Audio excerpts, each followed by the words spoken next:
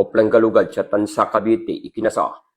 Noong Abril 8, taong kasalukuyan, ganap na alas 10 ng gabi, nagsagawa ng Joint Anti-Criminology Campaign at papatupad ng mga ordinansa sa Barangay Bagtas at Paradahan Ulo, Tansa, Cavite, sa pangunguna ng Tansa Municipal Police Station, Katuwangan Cavite Maritime Police Station, LGU Tansa, MSWD, Menrons, CSU Operation Group, mga Bantay Advisory Support ng Tansa MPS, sa ilalim na pamumuno ni Honorable Angelo S.M.B. Matro, ang koordinasyon ng iba-ibang ahensya, matagumpay na naitupad ang batas ukol sa pagnagbabawal at pag-iinom sa publikong lugar.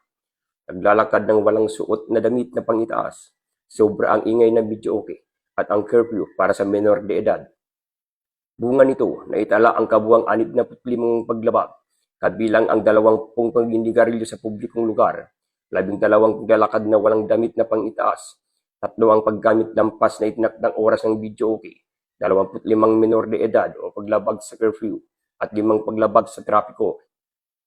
Ang mga nahuling menor de edad ay maayos na i-turn over ng MSWD at ang kanilang barangay habang mga nasa hustong gulang sumailalim ng profiling at binigay ng babala.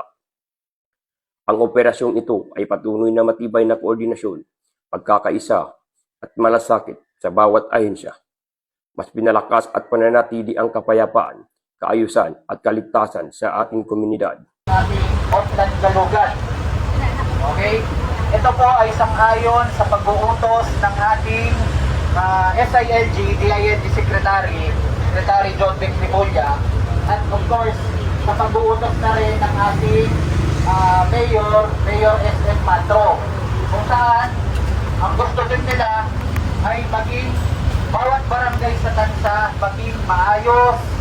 Mula dito sa munisipyo ng Tansa, Cavite, Regional Maritime Unit 4A, ako po ang PNN News Correspondent, Police Chief Master Sergeant Danny Pasok, alagad ng batas, tagapagtaguyod ng balitang pulis, bagong PNP para sa bagong Pilipinas. Serbisyong mabilis, sapat at nararamdaman.